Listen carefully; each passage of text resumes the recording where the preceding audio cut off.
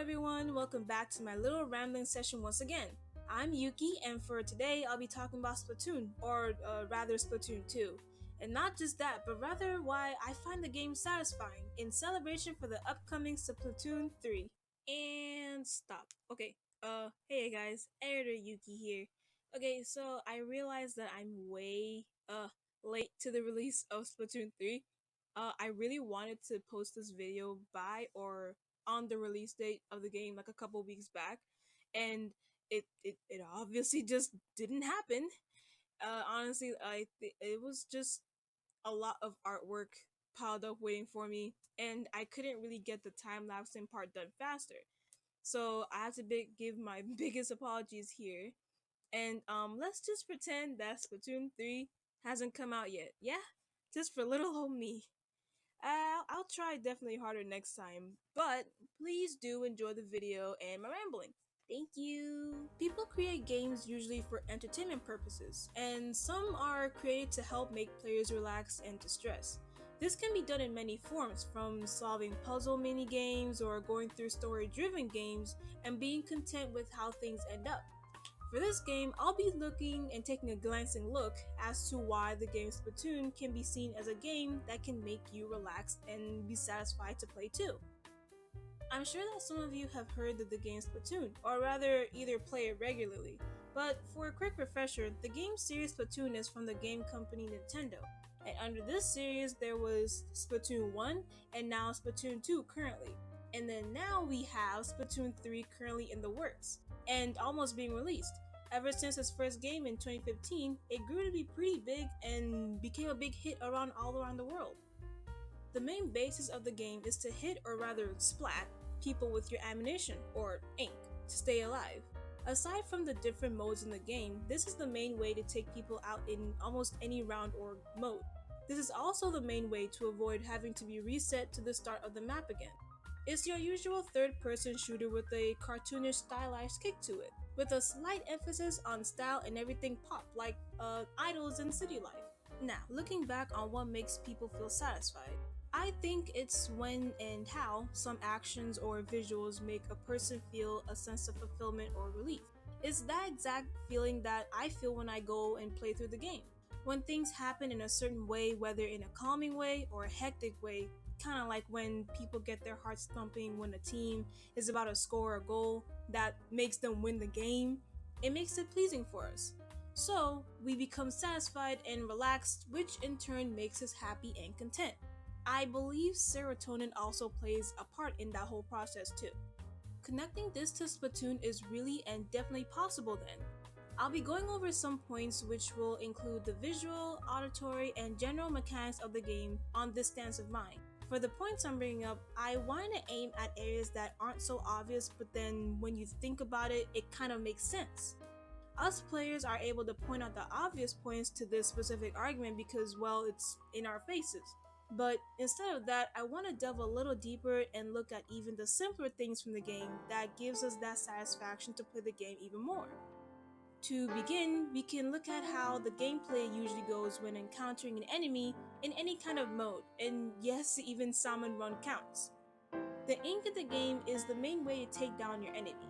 Your ink is how you can deal damage to your enemy in any game mode. Taking a closer look, the ink was made in a way that has like a specific type of weight and a sticky feel whenever you use it. So for example, like the paint buckets, it's similar to how you would throw a water balloon. Just like the ink in the game, it flies through the air, but then when it hits a target or an object, it just pops, or in this case, splats ink around the area. Now with that little ink refresher out the way, one of my points is how the ink splats on people and eradicates the opponents. Now like I said, it's pretty obvious that it's a fulfilling moment when your weapon hits true and covers your player with your ink color.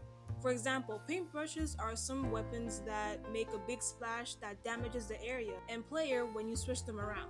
That brings out that satisfying, hey, I got them type of thing. But another side to that is actually seeing the enemy player trudge through your colored ink that's been splattered on the floor around them. When most weapons hit an enemy, sometimes the ink can end up on the floor or anywhere around the impact actually. This is what makes it harder for the enemy to move away. It's pretty fun, and it even gives a rush because it's the idea that you have an enemy stuck in a trap that you made and can instantly finish them off, which would give you a kill or a point on your roster at the end of the game, meaning more points being racked up. It gives that nice sense of a hunting and rewards vibe too. The same situation can be applied to even you as a player. It may make it harder for you to move and sometimes see, but the struggle gives the player thinking along the lines of, I'm almost there, if I can just move a little bit more, type of thing. When you finally are able to break free of the enemy's ink, it makes you take a gasp of a small victory. It may not be an instant win or anything, but it still gives that rush of almost running to the finishing line, but barely making it. I think it's also a good attention getter because it reminds the player that you're low on health in a way, but in that way, it also makes you sit up in attention to focus. Also, the idea of getting a paintbrush or a bucket and smacking slash splashing people with it is a pretty nice feeling. The feedback of the player staggering makes the hits feel a lot more solid. Cutting off means of escape isn't the only best part. Another point that I find is nice is when the enemy activates their special animation and then gets stuck in that position. You see, with every weapon, you get a special attack that you can use after your special bar has filled up. There is a handful of types of specials like the Rain Cloud or the Booyah Bomb. Each one has a little animation or pose that your character does when activating. So, for example, for the Booyah Bomb, you float up into the air and build up the Booyah Bomb with the help of your teammates, along with some protection around you so you don't get shot off in the air. And then the Rain Cloud has you holding onto this device that you can swim around and walk around with, and the minute you hit the button to activate it, it shoots in the air and just covers the ground with ink, as if it was raining. However, the only handicap to each of those specials is that you're stuck in that way until you release, like I said, the special. Meaning, if you have a rain cloud device, you'd be stuck with it and have no means of defending yourself except only jumping into your own ink. So imagine an enemy player coming at you with their own weapon blazing. This situation creates a sense of danger for you, but for the enemy, it creates a great moment of an advantage. I would probably compare this with how the enemy gets stuck in your ink and having the advantage of getting an instant kill. In the end, is the enemy getting the upper hand on you and then knocking you down before you have the chance of defending yourself. It gives that little aha moment, you know? Another point I bring up are the game modes, specifically one of them.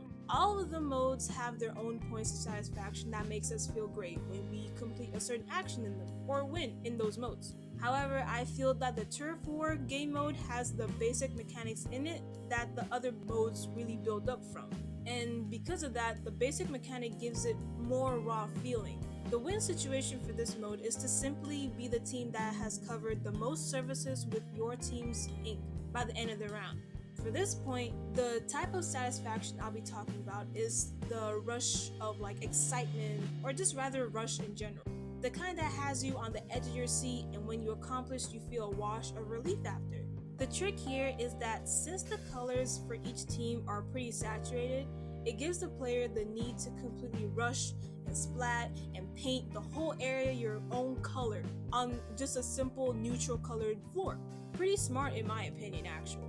Aside the enemy color, the map in the beginning looks very bland and regular, but by hitting surfaces and grounds with your ink, you can make the area more colorful and earn more points as well. Basically how you fill up your special bar.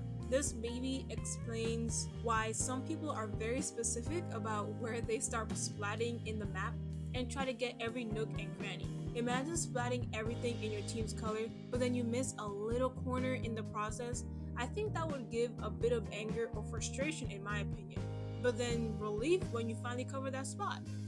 This other point doesn't only apply to Turf War, but to other modes too.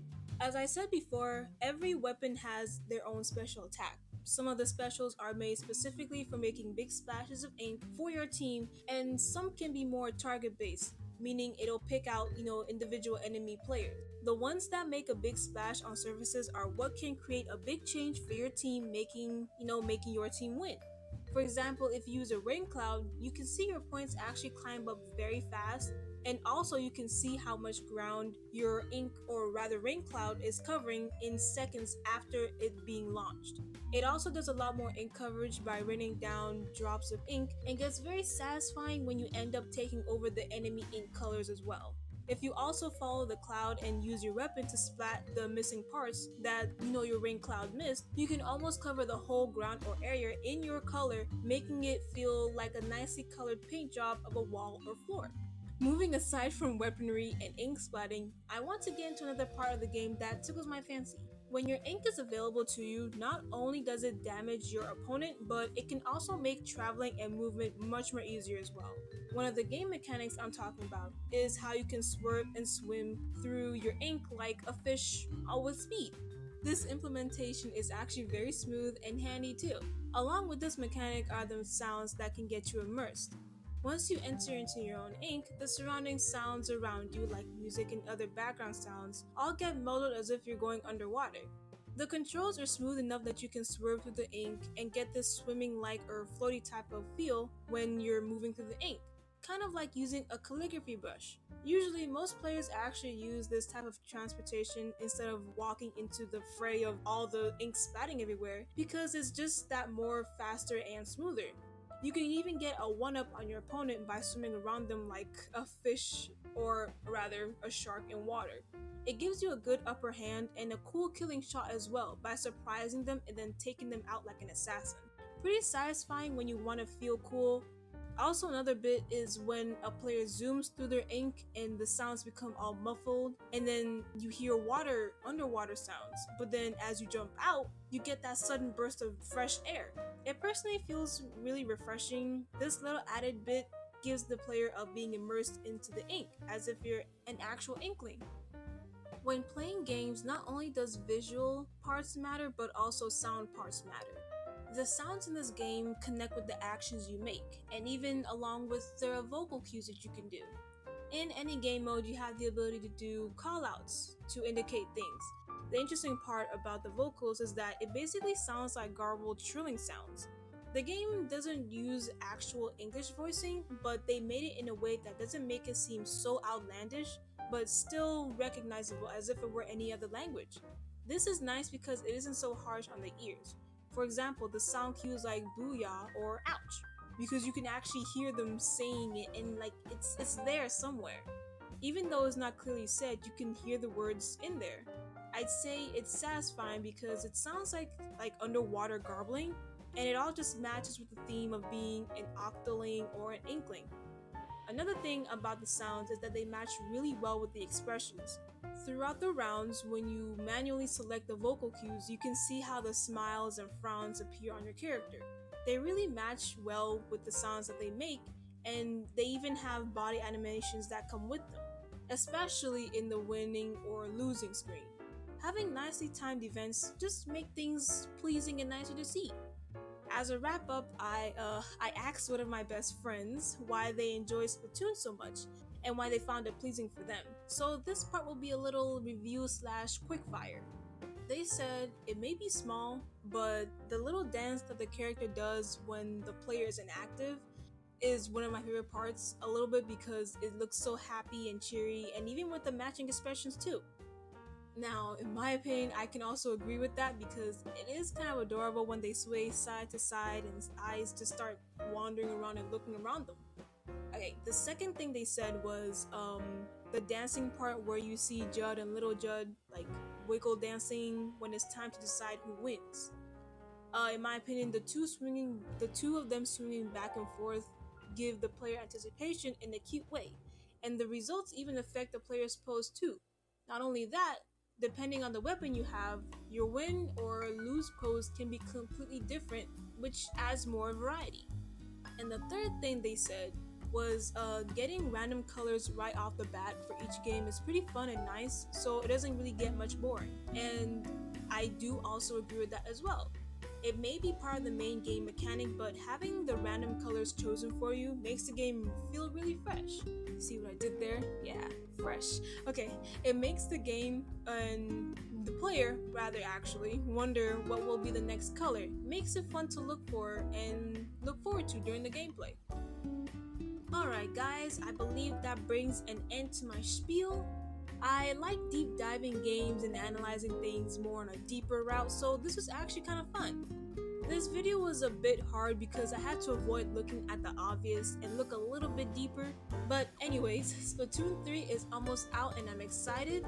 I hope you guys are as well, excited, because I mean the second was and is very good.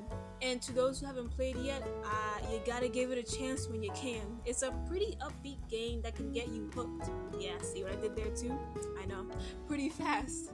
Either way, it's time to wrap things up and sign off. This has been Yuki on Splatoon 2, and I hope you guys have a relaxing day, night, or afternoon. Bye bye!